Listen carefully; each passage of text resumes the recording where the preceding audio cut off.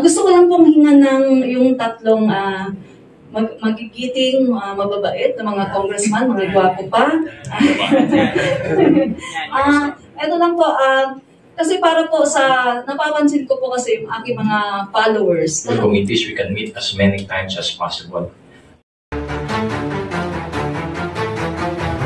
Admin Rich po, sa aking maliit po na channel. Okay po.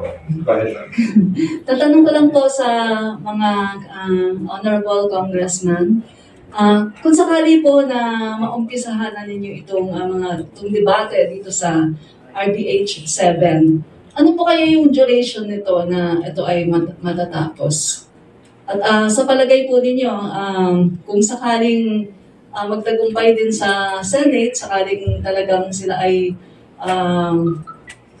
mag-agree dito, at ano po kaya yung time frame na para ito po ay maisakatuparan, itong pag-amyenda ng Constitution ng 1987. Sa inyo pong lahat. The timeline is before the break.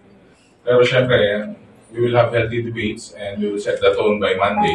But that's the target bago mag-break ang Kongreso.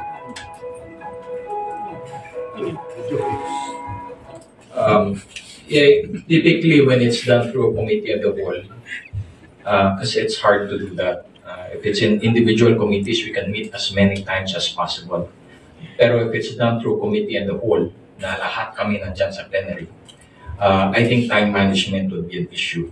So I think there will be a lot of homework within the leadership of the House to organize ano yung mga concerns ng mga individual congressmen. So if it will be taken up via committee of the whole, I believe mabilis yan. And you will hear only the naysayers who have issues. And if those issues are valid, then the majority will probably relay their concerns to our leadership. But generally, I'm sure that the House will resolve issues quite fast. So if it's not going to be one committee sitting, baka two. If it's committee to all, maybe the most three. And this is uncharted territory. That's why it's really disappointing that if the Senate will not reciprocate the call of our president. Because even if we do this, we don't know, baka may magcha-challenge sa Supreme Court. Resolution of both houses, for Senate and the House, might be stuck in the Supreme Court for years and years and years to come. So we're not even in the first step. So sayang talaga, we're legislators. This is the greatest form of legislation, the discussion on the amendment of our Constitution. And one part of the legislative body of our country is not getting things done. My short answer to the question, ma'am, tingin ko po mabilis. Kasi dito sa Kongreso, action po kami. So, as my colleague said, there will be a healthy debate na pag-uusapan na ingay. But then again, talagang the Speaker and the Congressman really gives time to do and solve things right away. Kaya talagang nakita ko kasi nagsisimula ang direction ng Kongreso really getting things done. I think we would notice sa lahat ng mga na-achieve ng Congress. So I think something like this will be done quickly, but there will be a healthy debate. Papakinggan po lahat ng mga concerns ng iba-ibang congressmen, but at the end of the day, hindi namin inuupuan lahat ng issues na dumadaan sa Kongreso. Mabilis po namin ina-actionan. Thank you. Just a short follow-up. Gusto ko lang pong hinga ng yung tatlong magigiting, mababait na mga congressman, mga gwapo pa. Ito lang po, kasi para po sa, napapansin ko po kasi yung aking mga followers, lahat po sila talagang nagsasabi na, ano ba yan? Bakit ayaw pa ng Senado? Naiinis na po sila talaga. Sa totoo lang po. Kasi nakikita nila po na ang Congress ay talagang dito, masigasig na sundin po yung kagustuhan ng ating Pangulo. Pero eto nga nakahadlangan po ng Senado. So, pwede ko po bang hingan kayo ng convince us po? Ano po ba yung sa maikling mensahe po lahat po kayo convince us kung bakit po kailangan na urgent na kailangan na talagang amyendahan ng ating 1987 Constitution. Salamat po. Yung kay President Bongbong Marcos, his target really is the economic provisions of the Constitution. So why is it urgent? Because government cannot pay for everything. We need the private sector. And the domestic private sector is limited in funds. And that's why we need to amend the Constitution so we can attract foreign investors. I think that is really the drive of our president. We're heavily indebted because of the COVID years. And we want to bring in investors. We want to bring in foreign funds. Foreign funds will lead to job creation. Foreign funds will lead to better services.